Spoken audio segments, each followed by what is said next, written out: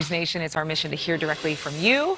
And this morning, we're answering your questions as part of our series, Answers for America. It's something you'll only see here on Morning in America. Let's bring in John Quelch, Dean of Miami Herbert Business School at the University of Miami. Good to see you. Nice smile you have there, sir. Good morning. It's sunny in Florida. I'm sure it is. I'm sure it feels great when you step outside, too. A little humid. Let's get to this. Many Americans are wondering what this new law that President Biden signed will actually do for inflationary prices. So can you kind of break down the nuts and bolts of this for us here? Probably the most significant inflation fighting component is the second of the items you had in your lead relating to drug price negotiation by Medicare on a national basis. This will enable Medicare to pool its buying power in a way that will put pressure on the big pharma companies to moderate their rate of price increases, which obviously have been burdensome to many millions of Americans. And one new part of the law, actually, a tax credit, which will save people very practically, $7,500 for those who purchase new all-electric cars and hybrid plug-ins, which is a move that should contribute to the climate change initiative. It also creates a separate tax credit worth up to $4,000 for used vehicles, though there are some restrictions.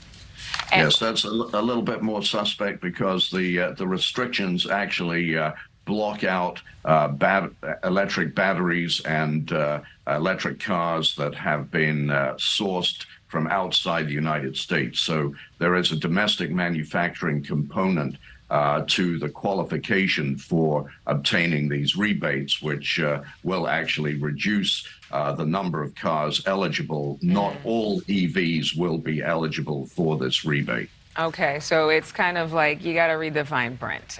With a lot of things, that's the case. Let's get to our first viewer question from Joel Davidson in New York. Let's listen. How is this going to assist the electric car manufacturers with this new bill, where, for instance, Teslas do not qualify because they've already produced over 200,000 vehicles? And in addition to that, the constraints of this bill discuss the fact that the majority of the parts have to come from U.S. entities, which the majority of the cars don't in the United States.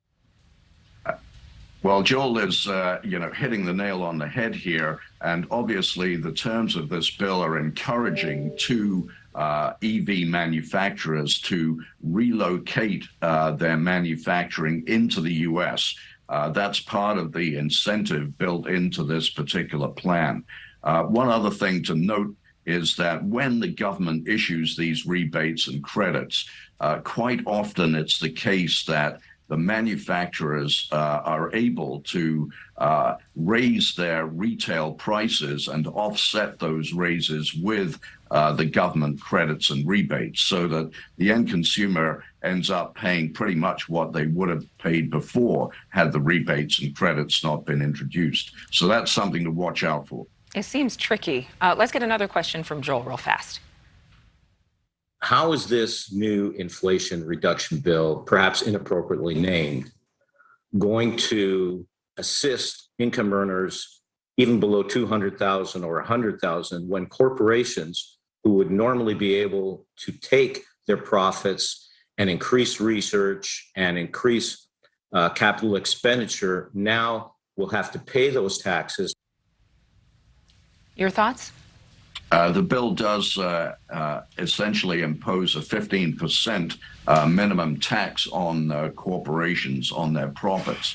And this is not necessarily always good for employees of these corporations, because either the corporation has to pass that tax on to its customers in the form of higher prices, or alternatively, they have to increase productivity, and increasing productivity often involves holding wages down or cutting the number of employees in the organization.